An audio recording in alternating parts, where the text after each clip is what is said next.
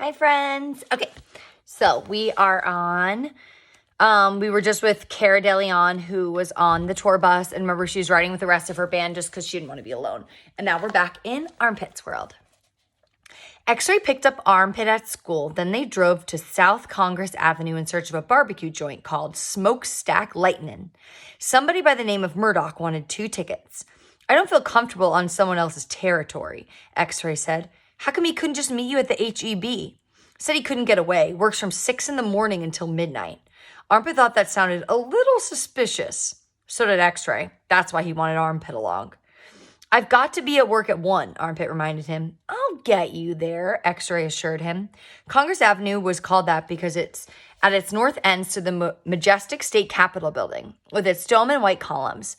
This was where the Texas Congress met, but only every other year, so they couldn't cause too much damage.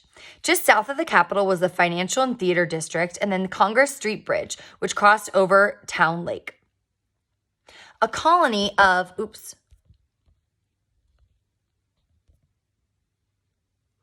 my phone just told me low battery, but still recording. Okay. A colony of more than 1 million Mexican free-tailed bats lived in the cracks and crevices on the underside of the bridge. Several fancy hotels lined the banks of the lake, which was not actually a lake at all, but a river, and tourists would gather at sundown to watch the bats swarm up from under the bridge in search of food. They kept the mosquito population under control. Is Murdoch his first name or his last? Armpit asked as they drove across the bridge. South Congress Avenue hardly resembled the street of the North River. Armpit looked at boarded-up buildings. At night, the area would come alive with some of the best music in Austin. But in the heat and the glare of the late morning sun, it seemed as if the entire city suffered from being tired. There it is, said X-Ray. Smokestack Lightnin' was painted in brown letters on the smoky glass of the storefront restaurant located next to the Fingernail Emporium. Armpit could smell the slow-cooked meat as he stepped out of the car.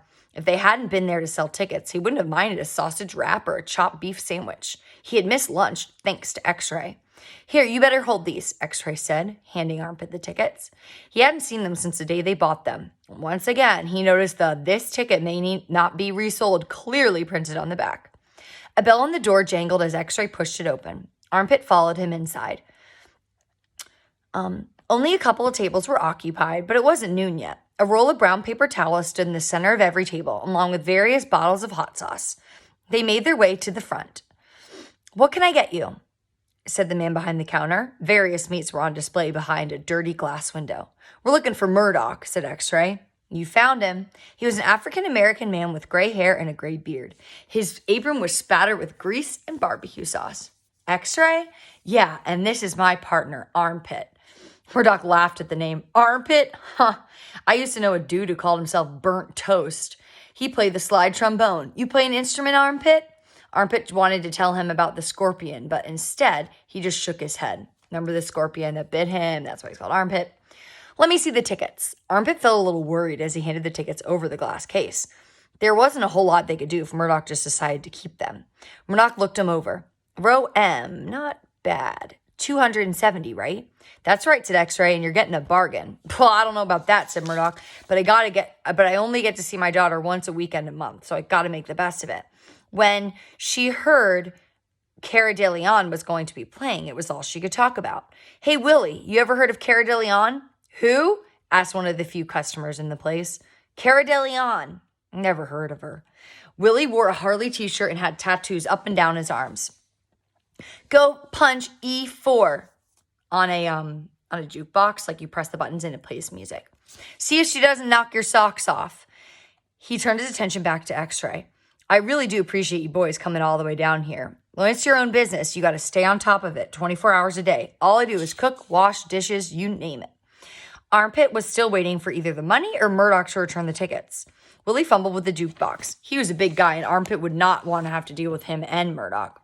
Can I get something to eat? Can I get you something to eat? Murdoch asked. On the house. Chopped beef sandwich, X-Ray answered right away. How about you, Armpit? He was more concerned about the money than the food. The same, he said. You like your sauce hot or mild? Murdoch asked. Mild, said X-Ray. Armpit? The same. Kara's voice filled up the restaurant. Murdoch brought the sandwiches over to the cash register.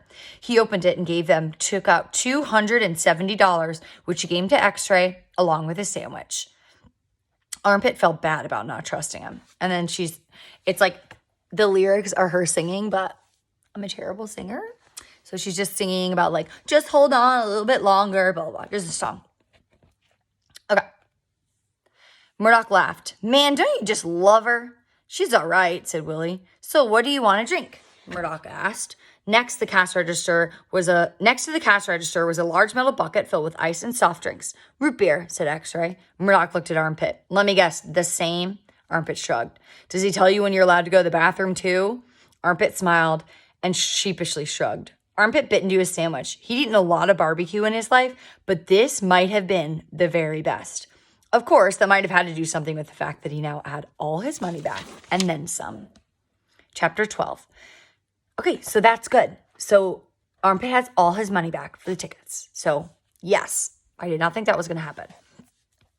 X-Ray sold 4 more tickets to a couple of high school students from Westlake, and just like that, Armpit had another $270. He was up $300, and there were still 2 tickets left, which would mean another $135 for him.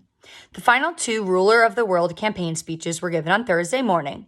The second to last speech was given by Claire, Tatiana's friend, who bought Dumbo the elephant.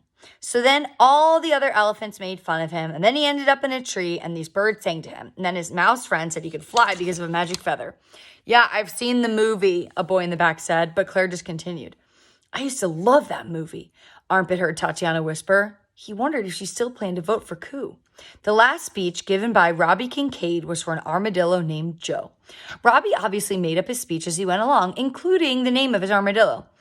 This is a armadillo, I think. You can vote for him if you want. His name is Joe the armadillo. He is brown and has 4 legs and this shelf thingy.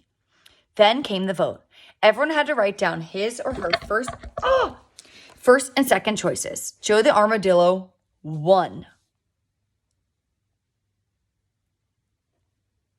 Why are people voting for this? And Dumbo was elected vice ruler of the world. If for any reason Joe was unable to fulfill his obligations, Dumbo would take over. Armpit tried to not let this disappointment show. After all, it was just a silly assignment, and people just voted for the only ones that they could remember. I'm sorry Coup didn't win, Tatiana told him after class. She placed her hand on his arm as he said it. No biggie. You gave the best speech, she told him. It would have made Ginny happy. She's your sister? My neighbor. That's right. She has leukemia? No, cerebral palsy. Armpit wondered if Tatiana had forgotten her hand was still on him, but he wasn't about to remind her. Her fingernails were painted green. Her perfume smelled like cantaloupe. Say, listen, he said. Do you like Cara DeLeon? She squeezed his arm. Red Alert. I love that song. You want to go to the concert on Saturday? She bit her lip. You mean with you? Yeah. Yeah. Yeah? He asked just to make sure. She smiled. Yeah. Oh my gosh, that's awesome. He's taking Tatiana with her, so I guess he's not going to sell the last 2 tickets. By the time economics was over, Armpit had convinced himself that X-Ray had already sold the last 2 tickets and that he was going to have to buy 2 from a scalper for $1,500. He could hear X-Ray's voice in his head, $750 each. When the bell rang, he bolted out of his seat and hurried to the phone, where he asked the secretary if he'd use the he bolted to the office where he asked the secretary if he could use the phone. She seemed sympathetic, but it was against school policy. Apparently not the principal, the superintendent, or even the President of the United States could change school policy. Where was Joe Armadillo when you needed him? He left the office and spotted Matt Kapak, a skinny white guy from his economics class. Matt was probably the only student in his class who was taking summer school because he wanted to. Matt, Armpit shouted as he charged towards him. You got 50 cents? I'm desperate, man. Matt backed up against a roll of locker as he took a wallet out of his back pocket. Sure. He held out $1, but it dropped out of his hand before Armpit could take it. As Armpit bent down to pick it up, Matt sidestepped him and quickly disappeared around the corner. Oh my gosh, obviously this guy's scared of Armpit, which you don't need to be scared of him. I'll pay you back, Armpit called after him, but didn't know if Matt heard. He went back to the office where the secretary gave him 4 quarters for the $1, then went to the payphone and called X-Ray. You sell the last 2 tickets? Not to worry. X-Ray said in a soothing voice. Have you sold them? Look, you've got to. Yes or no? Not yet, but don't. Wait a second. Who are you and what have you done with Armpit? Armpit told him about Tatiana. She had her hand on my arm and perfume on and everything, and I just couldn't think straight. Was she the one I saw you talking to that one time? Strange hair, goofy smile.